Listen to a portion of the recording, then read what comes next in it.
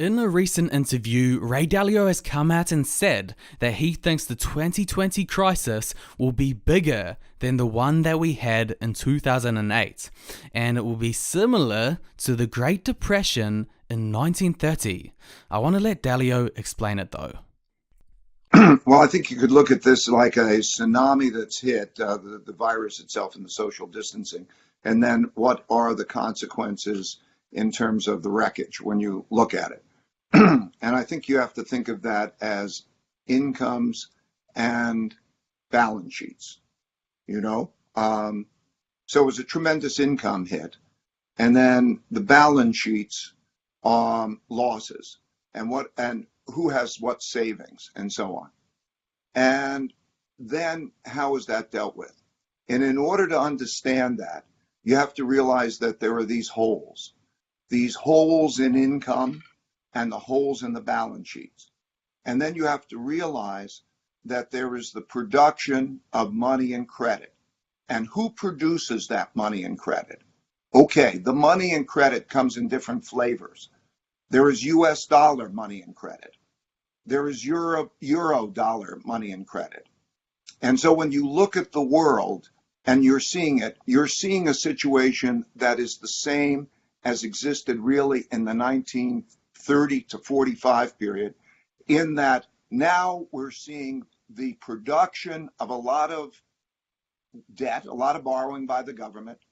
We're seeing zero interest rates and not the traditional kind of monetary policy, but the producing of a lot of money and credit. So the Federal Reserve is buying the Treasury's debt, and the Treasury is getting that money to mostly Americans in some imperfect but remarkably large way. And the Europeans are doing the same in their way.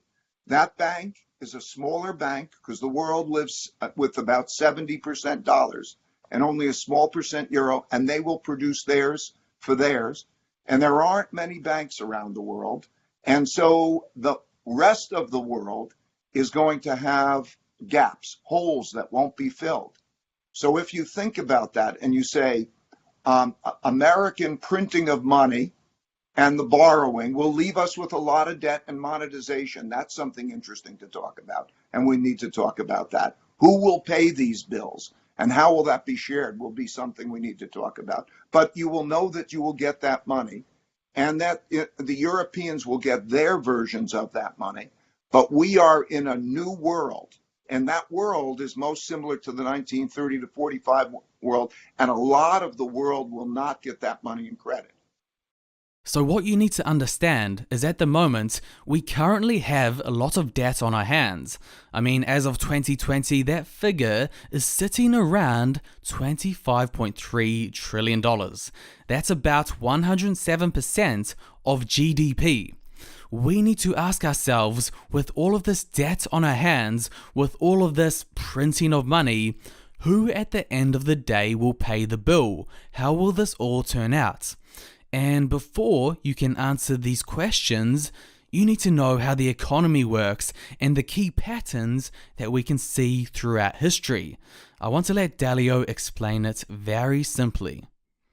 If I can take a minute, I'd like to just paint a template for you that takes us, over the last 1,000 years, the things that have happened over and over again. There is one pattern that I'd like to convey. May I take a moment and do that? Absolutely. There are four things that are the driving forces of our economy and our lifestyle and wealth. And the first and most powerful is productivity, which comes from people learning and inventing and doing things well, just as Marco described. Okay? And it grows slowly. 1 or 2 or 3% a year, it grows slowly, and it's not volatile because knowledge isn't volatile, but it grows, and that raises our living standards over a period of time. Then there's a short-term debt cycle. The short-term debt cycle is, recessions and expansions and booms and recessions, that they last about 8-10 years. And then there's a long-term debt cycle. And that long-term debt cycle, which goes on about once every 50 to 75 years, is when you begin a new type of money and a new type of credit. That began in 1945. The New World Order at the end of World War II, and with the Bretton Woods monetary system, created a new monetary system in 1945, a new money. So they wiped out pretty much the old money, or they largely disposed of it, and they began anew, and that's the New World Order, which was the American World Order, and we have seen it, and still 70% of the money and credit that exists in the economy is running by dollars. And what you have traditionally is the breakdown. And then the fourth influence is politics.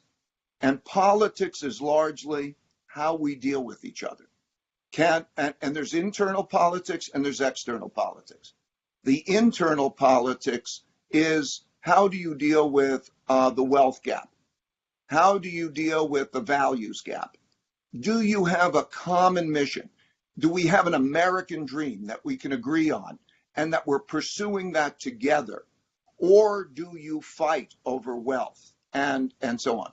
And so when you look at history, that's what revolutions are in their various ways. And there's always a revolution in one of these. Sometimes those are peaceful revolutions, and so sometimes they're disruptive. But it's a wealth shift that needs to take place. So the Roosevelt shifted policies and changed taxes and so on in that way. And then in other countries, there was the turning over democracy. Hitler came to power because of that gap. So how people deal with each other internally. There's also external politics. So that politics means between countries. And you have a situation when there's a rising power challenging existing power. There is competition and there is a risk of war. And so how they deal with each other, so that whether there's a greater good or whether they are fighting with each other, is the defining moment. So what you need to understand is that right now, at least in the short-term debt cycle, it appears that we are coming to the end of that cycle. This is a graph of the Dow Jones history, which gives us a good indicator for the entire American market. As you can see, it's been 12 years and we've had that strong bull market run. But then, if you pull this graph back 70 to 80 years ago, we get a better look at the long-term debt cycle, which, as Dalio said, on average tends to last around 50 to 75 years. Now, the bad news is that it has been exactly 75 years since the start of this current long-term debt cycle that we are in, which started in 1945. That's a strong indicator that things might be about to change. But the question is, what market conditions can we expect in the future? Again, I'll go to Dalio. He thinks that we are in a similar situation to that of 1930 to 1945. Why? Because the ingredients are exactly the same, with debt on our hands, low interest rates, the vast printing of money, etc. And the bad news is that this period wasn't exactly the most fun or profitable period to be in for investors. As you know, we had that Great Depression, and from then on, it was quite volatile. So now the question should move on to, what should we do with our investments during this time? Again, let's go to Dalio. He said the worst thing that one can do is think that they can time markets. So what the individual investor needs to do is know how to diversify well and in a balanced way. And for this, he created something which he called an all-weather portfolio. This portfolio is supposed to be able to weather any economic season and still do well. It accounts for 30% in stocks, and Dalio, he likes to use ETFs as his way of exposing himself to the stock market. ETFs in the USA, but also world ETFs. This way you can make sure you diversify your net worth through countries around the globe. Then it's 40% in long-term bonds and 15% in intermediate-term bonds. Also, you've got 7.5% in gold, which is another thing that Dalio alluded to recently. He says if you don't own gold, you know neither history nor economics. And lastly, 7.5% in commodities to finish off this diversified, balanced portfolio that, at least according to Dalio, should be able to weather through this economic storm.